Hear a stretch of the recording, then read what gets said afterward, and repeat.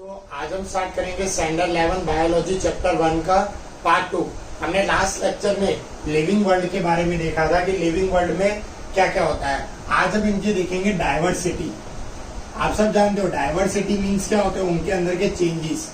Diversity in living world, कि आपको living world में क्या क्या डाइवर्सिटी देखने को मिलती है। अब अगर हम देखें तो आपको पता है कि हमारे वर्ल्ड में कई सारे प्रकार के ऑर्गेनिजम्स हैं। उन ऑर्गेनिजम्स में भी आपको प्लांट्स एंड एनिमल्स कई सारे टाइप्स के देखने को मिलेंगे, और कई सारे तो ऐसे ऑर्गेनिजम्स भी हैं जिनको आप नेक्ड आइज से देख भी नहीं सकते। मीन्स वायरस, बैक्टीरिया, ऐसे कई सारे हैं जिनको आप अपनी नेक्ड आइज से भी देख सकते नहीं हो। और अभी तक बायोलॉजी में around 1.7 million to 1.8 million organisms discover हो चुके हैं। ये क्वेश्चन नीट के लिए, आपके 11 के लिए और गुजसेट के लिए बहुत ज्यादा आईएमपी है कि अभी तक कितने ऑर्गेनिजम्स डिस्कवर हो चुके हैं। तो कहते हैं 1.7 मिलियन टू 1.8 मिलियन जितने ऑर्गेनिजम्स अभी तक डिस्कवर हो चुके हैं, और अभी भी इससे ज्यादा है, और जिन पे अभी भी रिसर्च चल रही है और डिस्कवरी चल रही है। अगर आप देखो आपके अपने सराउंडिंग ही आपको कई सारे organism means animals, plants, birds देखने को मिलेंगे। आप जैसे जैसे एरिया में जाओगे आपको वैसे ही इन ऑर्गेनिजम्स अलग अलग नंबर्स के देखने को मिलेंगे। जैसे कि आप अगर डेंस फॉरेस्ट में चले जाओ तो उनका नंबर कुछ अलग ही आपको देखने को मिलेगा, कहीं ज्यादा, क्योंकि वहां पर कई सारे टाइप्स के आपको plants, trees, herbs, shrubs, climber trees, फिर उसके बाद ऑर्गेनिज्म में कई सारे टाइप्स के आपको एनिमल्स, बर्ड्स देखने को मिलेंगे। मीन्स हम जिस जगह जा रहे हैं उसी तरीके के हमें वहां पे ऑर्गेनिजम्स देखने को मिलेंगे। अब यहाँ से तो हमें ये पता चल गया कि ऑर्गेनिजम्स इतने तरीके के होते हैं, बट उनको क्लासिफाई करना या उनको नेम देना बहुत ज्यादा जरूरी है। अब उनको नेम कैसे दें, नेम टू द ऑर्गेनिजम्स कैसे हम करें, क्योंकि आज एक ऑर्गेनिजम्स को नेम देना हमारे लिए बहुत ज्यादा मुश्किल है। क्योंकि ऑर्गेनिजम्स को आप, और ऐसा नेम की जो पूरे वर्ल्ड में वैलिड हो। जैसे आप अगर कोई नाम बोल रहे हो तो वो पूरे वर्ल्ड में होना चाहिए। जैसे आपके माइंड में आ रहा है डॉग, तो कैट, ठीक है, जैसे कैट को आप हिंदी में बिल्ली कह सकते हो, ठीक है, गुजराती में बिलाड़ी कहते हैं। सो आपके माइंड में वो नेम आ रहा है, बट वो नेम पूरे वर्ल्ड में वैलिड होना चाहिए, ठीक है। सो ऐसे ही करके हमें ऐसा कुछ नाम ढूंढना था, ऐसा कुछ करना था जिससे वो नेम पूरे वर्ल्ड में और कोई भी लैंग्वेज में आप इजीली बोल सको, और इसी प्रोसेस को नाम दिया गया नोमेनक्लेचर। मीन्स आप इसको इजीली समझ सकते हो, the process to give the name to the organism is called the nomenclature. किसी भी ऑर्गेनिज्म को नाम देना, और ऐसा नाम देना जो पूरे वर्ल्ड में एक ही नाम हो, उसे हम क्या कहते हैं, नोमेनक्लेचर कहते हैं। अब नोमेनक्लेचर करने से पहले आपको वो ऑर्गेनिज्म को परफेक्टली आइडेंटिफाई करना बहुत ज्यादा जरूरी है। मीन्स नोमेनक्लेचर किस पे डिपेंड है, आइडेंटिफिकेशन पे, कि पहले आप उसको आइडेंटिफाई करो कि वो कहाँ से मिला है, कहाँ मिलता है, कहाँ देखने को मिलता है, क्योंकि आपको एक ही टाइप के कई सारे ऑर्गेनिजम्स हमें देखने को मिलता है। सो उनका आइडेंटिफिकेशन करना भी बहुत ज्यादा जरूरी है। अब यहाँ तो बात आ गई आइडेंटिफिकेशन की। अब इसी बेस पे साइंटिस्टों ने दो अलग अलग रिसर्च सेंटर बनाए। पहला जो रिसर्च सेंटर बना उसे नाम दिया गया ICBN। इसका अगर हम फुल फॉर्म देखें तो इसका फुल फॉर्म है international code of botanical nomenclature. Means यहाँ पर जो भी नाम होंगे वो बोटनिकल, यहाँ पर बोटनिकल का मीनिंग होता है प्लांट्स। मीन्स ये रिसर्च सेंटर में सिर्फ किनको नाम दिया जाएगा, प्लांट्स को नाम दिया जाएगा। दूसरा रिसर्च सेंटर बना ICZN,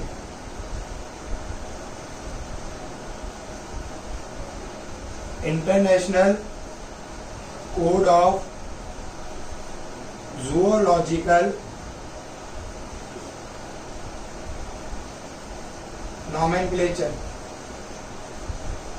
मीन्स यहाँ पर किनको नाम दिया जाएगा, जूओलॉजिकल। यहाँ पर जूओलॉजिकल का मीनिंग है एनिमल्स, मीन्स यहाँ पर किसका नेमिंग होगा, एनिमल्स का नेमिंग होगा।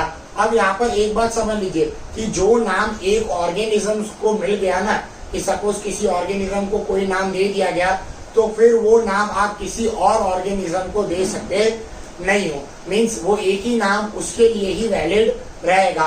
और ये जो नॉमेनक्लेचर की समझ लो कि आपके नहीं मिलेगा, जो ये प्रथा है, ये जिस साइंटिस्ट ने स्टार्ट की, उन साइंटिस्ट का नाम था Carl Linnaeus. Karl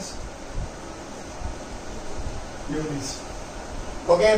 Karl Linnaeus is the first scientist to discover, या जिसने पहले स्टडी स्टार्ट की किसकी, नॉमेनक्लेचर की, ठीक है। अब यहाँ पर फिर से मैं एक बार आपको बता दूं कि ये जो साइंटिस्ट हैं, इन्होंने जो भी डिस्कवरी की, उन्होंने ये बताया कि उनका नॉमेनक्लेचर कैसे किया जाता है, मींस नाम कैसे दिया जाता है।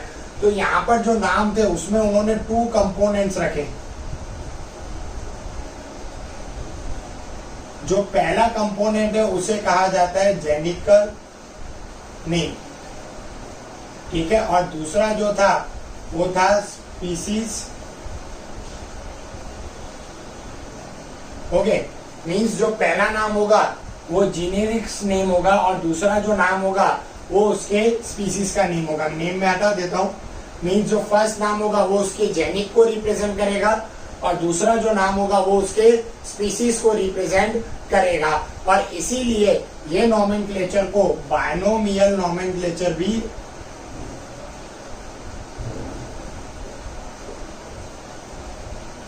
कहा जाता है। मीन्स अब इसे हम क्या कह सकते हैं, बायनोमियल नॉमेनक्लेचर भी कह सकते हैं। अब मैं आपको इतनी देर से नॉमेनक्लेचर, बायनोमेनक्लेचर के बारे में बता रहा हूँ, आइडेंटिफिकेशन के बारे में बता रहा हूँ, तो मैं यहाँ पर आपको एक नेम भी बताऊंगा जो साइंटिस्टों ने दिया एक मतलब प्लांट के बारे में। अब देखिए यहाँ पर जो भी नाम दिया जाता है ना किसी भी ऑर्गेनिज्म को या प्लांट को, फिर वो उसका हो जाता है साइंटिफिक नेम, क्योंकि काफी सारे उसके नॉर्मल नेम्स भी हो सकते हैं। आप जैसे मैंने आपको कैट का एग्जांपल दिया, ऐसे कई सारे उनके नेम्स भी हो सकते हैं। सो दैट्स व्हाई यहाँ पर जो नेम नॉमेनक्लेचर में उसको मिलेगा वो उसका साइंटिफिक नेम होगा, जो पूरे वर्ल्ड में एक ही होगा, ठीक है। मीन्स वो नाम आप पूरे वर्ल्ड में अगर कहीं भी जाओगे तो वो ऑर्गेनिज्म का आपको वही नाम मिलेगा, पर साइंटिफिक नेम। एग्जांपल लूं मैंगो का, मैंगो समर सीजन चल रही है, आप सबने बहुत खाया होगा, ठीक है। तो इसका नाम है Mangifera indica, okay. It is a scientific name of mango. ये मैंगो का आपको क्या देखने को मिलेगा, साइंटिफिक नेम देखने को मिलेगा, और ये नेम आपको पूरे वर्ल्ड में वैलिड है, ठीक है। ये जो नेम है ये इसका जेनेरिक नेम है, और ये इसकी क्या है, स्पीसीज, ओके। अब ये जब नॉमेनक्लेचर चल रहा था तब यहाँ पर एक ऐसा भी कहा जाता है कि आप इस नॉमेनक्लेचर में जो साइंटिफिक नेम है, यहाँ पर आपको साइंटिस्ट का नेम भी मेंशन करना जरूरी है। तो जिस साइंटिस्ट ने इसको बनाया था उसका नाम था ल्यूनिस, जैसे कि आप जानते हो, मैंने आपको बताया। सो दैट्स व्हाई यहाँ पर हम चाहे तो मैंजिफेरा इंडिका लीन मतलब ल्यूनिस भी लिख सकते हैं। It is a perfect scientific name of the mango. आप अगर ये दोनों भी लिखोगे तो भी राइट जाएगा, एंड ल्यूनिस बताओगे तो भी आपका नेम राइट है। अब इसके बाद अगर हम देखें तो जो क्लासिफिकेशन करना जरूरी था वो 4 चीजों पे मेन आके रुक गया, क्योंकि देखिए आपको हर एक ऑर्गेनिज्म अलग अलग जगह पे देखने को मिलेगा, ठीक है। सो सबसे पहले उसका ऑर्गेनिज्म का कैरेक्टरिस्टिक जानना बहुत जरूरी है। कैरेक्टरिस्टिक के बाद उसका आइडेंटिफिकेशन करना पड़ेगा आपको, कि वो कहाँ मिलता है, दूसरी जगह कहाँ होता है, क्या सब कुछ वो, ठीक है। देन थर्ड आपको उसका करना पड़ेगा क्लासिफिकेशन। फिर उसके बाद आप कर सकते हो नॉमेनक्लेचर। मीन्स ये 4 स्टेप में आपको जाना पड़ेगा किसी भी ऑर्गेनिज्म का अगर आपको नॉमेनक्लेचर करना है। पहले आपको उसके कैरेक्टरिस्टिक जानने पड़ेंगे, फिर उसको आइडेंटिफाई, फिर क्लासिफिकेशन, एंड देन आफ्टर आपको उसका क्या करना है, नॉमेनक्लेचर करना है। अब इसी बेस पे जो साइंटिस्ट है ल्यूनिस, उन्होंने 4 पॉइंट दिए कि नॉमेनक्लेचर करते टाइम आपको ये 4 चीजों का बहुत ज्यादा ध्यान रखना है, जिसमें सबसे पहले यही थी कि जो नेम होगा वो लैटिन लैंग्वेज में होगा, एंड जो वर्ड्स में अगर आप लिखते हो तो उसको इटैलिक में लिखना पड़ेगा। ठीक है, मीन जो वर्ड होगा वो लैटिन लैंग्वेज में होगा, और जो आप अगर उसे लिख रहे हो तो उसको आप किस में लिखोगे, इटालियन लैंग्वेज में लिखोगे। ओके, नाउ सेकंड उन्होंने हमें यहाँ पर क्या कहा, जो फर्स्ट है वो उसका जेनेरिक नेम होगा, एंड सेकंड जो नेम है वो उसका क्या होगा, स्पीसीज का नेम होगा, जो मैं आपको पहले भी बता चुका हूँ कि फर्स्ट जो है वो जेनेरिक होता है, सेकंड क्या होता है, स्पीसीज। ठीक है, थर्ड उन्होंने बताया अंडरलाइन करना, कि आपको जेनेरिक नेम और स्पीसीज के नेम को अंडरलाइन करना बहुत ज्यादा जरूरी है। फोर्थ एंड लास्ट जो सबसे इंपॉर्टेंट था कि जेनेरिक नेम का फर्स्ट लेटर कैपिटल होना चाहिए। जैसे आप यहाँ पर देख रहे हो फर्स्ट लेटर कैपिटल है। ओके, एंड स्पीसीज का जो नेम है उसमें फर्स्ट लेटर हमेशा स्मॉल होना चाहिए। जैसे कि आपको यहाँ पर दिख रहा है कि फर्स्ट लेटर कैसा है, स्मॉल। तो ये दो चार मेन जो पॉइंट्स है उनका आपको ध्यान रखना है कि इन्हीं चारों के बेसिस पे आपको जेनेरिक नेम मतलब साइंटिफिक नेम बताना है। ठीक है, अब यहाँ पे तो हमारे हो गई डाइवर्सिटी इन लिविंग ऑर्गेनिज्म। ठीक है, अब जो मैंने आपको ये चार मेन बताया कि कैरेक्टरिस्टिक्स, आइडेंटिफिकेशन, क्लासिफिकेशन, नॉमेनक्लेचर, अब हमें यहाँ पर ये सब करना बहुत ज्यादा जरूरी है। तो चलिए अब हम जाते हैं इन चारों पॉइंट्स पे। तो चलिए अब हम इन चारों के बारे में डिटेल स्टडी करते हैं कि कैरेक्टरिस्टिक, आइडेंटिफिकेशन, क्लासिफिकेशन, नॉमेनक्लेचर कैसे होगा। देखिए, आपने अपने लाइफ में कई सारे ऑर्गेनिज्म देखे हैं, आपने उनके कई सारे कैरेक्टरिस्टिक्स भी देखे हैं कि वो कैसे दिखते हैं, क्या करते हैं, कहाँ रहते हैं, कहाँ देखने को मिलते हैं। सो कैरेक्टरिस्टिक्स तो आपको नॉर्मल है। अब क्लासिफिकेशन करना बहुत ज्यादा डिफिकल्ट है। आपको अभी तक जो क्लासिफिकेशन हो चुके ऑर्गेनिज्म वो आपके लिए हार्ड नहीं है, पर किसी भी न्यू ऑर्गेनिज्म का क्लासिफिकेशन करना बहुत ज्यादा मुश्किल है। जैसे कि मैं आपको एग्जांपल देता हूँ कि मैं आपको कहूँ कि कैट, तो आपके दिमाग में अगर आप 2 मिनट सोचोगे तो आपके दिमाग में कैट की पिक्चर पूरी तरीके से क्लियर हो जाएगी कि हाँ कैट ऐसी दिखती है। पर अगर मैं कह रहा हूँ कैट, तो आपके माइंड में क्या डॉग की पिक्चर आएगी? नो, क्योंकि आपको पता है कि कैट क्या है, कैट कौन सा ऑर्गेनिज्म है, तो आपके माइंड में कैट की इमेज आ रही है। तो वैसे ही जो क्लासिफिकेशन जब हो जाता है ना, तब हमें ये सब चीजें बहुत इजी लगती है। जैसे कि मैं आपको कह रहा हूँ कैट के बारे में, सो आपने सोच लिया कैट, हेयर्स, आईज, उसके ईयर्स, ठीक है, उसकी टेल के बारे में, उसकी स्किन के बारे में, जैसी आपने देखी होगी कैट, वो आपके माइंड में आना स्टार्ट हो जाएगी। पर आपके माइंड में डॉग नहीं आएगा कि हाँ सर ठीक है चलो सर ने कहा कैट तो मैं डॉग के बारे में सोचूं, तो ऐसा कुछ भी नहीं होगा। So it is an important कि आप ये चीज नोट करो कि जो ऑर्गेनिज्म का क्लासिफिकेशन हो चुका है ना, वो आपको इतना इजीली पता चल जाता है। अब सबसे बाद उसका इम्पोर्टेंट आता है आइडेंटिफिकेशन। आप उसको आइडेंटिफाई कितना कर पा रहे हो। फिर से मैं आपको कहूंगा, जैसे मैंने आपको कैट कहा, आप कैट को आइडेंटिफाई कर सकते हो। आप रास्ते पे देख जा रहे हो, आपको कैट दिख जाए तो आप सीधा कहोगे कैट, आप ऐसा नहीं कहोगे ये डॉग है, एलिफेंट है। नो, आपके माइंड में वो चीज आएगी नहीं। मीन्स आइडेंटिफिकेशन आपको आना चाहिए। ठीक है, और आइडेंटिफिकेशन सिर्फ ऐसा नहीं कि किसी एक और में, आप प्लांट्स में भी देख सकते हो। जैसे मैं आपको कहूँ वीट, तो आपके सबके दिमाग में वीट प्लांट के बारे में पता ही होगा कि ब्राउन कलर की सीड्स होती है, लंबे लंबे प्लांट्स देखने को मिलते हैं, खेत होते हैं इनके बड़े। सो ये चीज है, मैं वीट कह रहा हूँ, आपके माइंड में राइस नहीं आएगा कि आप राइस के बारे में सोचो, ज्वार के बारे में सोचो, मेल का। क्यों? क्योंकि आपको इनका आइडेंटिफिकेशन पता है। ठीक है, और इसी आइडेंटिफिकेशन के बाद हम करना स्टार्ट करते हैं क्लासिफिकेशन। मींस जब आप कैरेक्टरिस्टिक और आइडेंटिफिकेशन जब कर लो ना, तभी उसके बाद उसका क्लासिफिकेशन पॉसिबल है। और इसी क्लासिफिकेशन को नाम दिया गया टैक्सा। ठीक है, टैक्सा मींस क्लासिफाई करना, उनको अलग अलग जगह पे रखना, उनको फिर नेम देना और उनके बारे में स्टडी करना। ठीक है, और इस पूरी स्टडी को कहा जाता है टैक्सोनॉमी।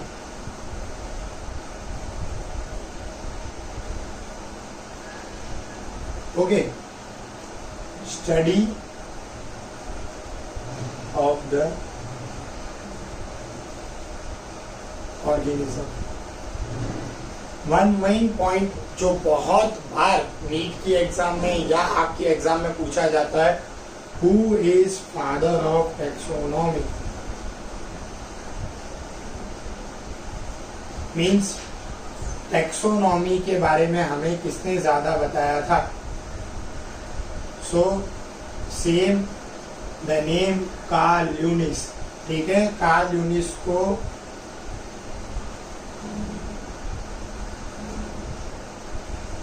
फादर ऑफ टैक्सोनॉमी भी कहा जाता है, क्योंकि नॉमेनक्लेचर के बारे में आइडिया और ये सब के बारे में हमें उन्होंने ही बताया था। फिर से मैं एग्जांपल लेता हूँ मैंगो का, मैंगीफेरा इंडिका, ठीक है। यहाँ पर आपको पता है ये जेनेटिक नेम, ये इसका इंडिका नेम, मींस यहाँ पर क्लासिफिकेशन के बाद आपको क्या करना है, सिर्फ और सिर्फ नॉमेनक्लेचर करना है। अब ऐसा नहीं कि ये स्टडी कुछ अभी से चालू हुई है या हम अभी से ही नाम देना चालू कर रहे हैं, नहीं, ये स्टडी बहुत पहले से चलती आ रही है। पहले के भी जमाने में लिविंग ऑर्गेनिज्म को क्लासिफाई करना बहुत ज्यादा पसंद था, अलग अलग तरीके से। कोई लोग उसको फूड के लिए क्लासिफाई करते थे, कोई शेल्टर के लिए, कोई क्लोथ के लिए, ठीक है। उनका क्लासिफिकेशन चलता ही आ रहा है। मीन्स हम पहले उनका क्लासिफिकेशन अपनी नीड्स को पूरा करने के लिए हम करते थे, कि जो हमारी नीड्स है उनको हम पूरा करें और उनका क्या करें, क्लासिफिकेशन करें। सो दैट्स व्हाई क्लासिफिकेशन तब भी बहुत ज्यादा जरूरी था और अब भी बहुत ज्यादा जरूरी है, ताकि हम नए नए ऑर्गेनिजम्स को पहचान सके, उनके बारे में स्टडी कर सके, उनका हमारी लाइफ पे या हमारे अर्थ पे क्या इफेक्ट है, क्या यूजेस है, वो सब कुछ हम जान सके। सो दैट्स व्हाई यहाँ पर हमारे लिए टैक्सोनॉमी की स्टडी करना भी बहुत ज्यादा जरूरी है। सो दैट्स व्हाई हम नेक्स्ट लेक्चर में टैक्सोनॉमी आइडेंटिफिकेशन और क्लासिफाई में हमने उनको किस किस ग्रुप में कैसे कैसे डिवाइड किया है वो सब हम देखेंगे। So next lecture is on the taxonomy identification. So students, आज के लिए इतना ही, बाकी का हम देखेंगे नेक्स्ट वीडियो में। Thank you for watching my video, और if आपको कोई भी डाउट हो तो आप कमेंट सेक्शन में हमसे पूछ सकते हो। आज के लिए इतना ही, thank you for watching my video, bye students.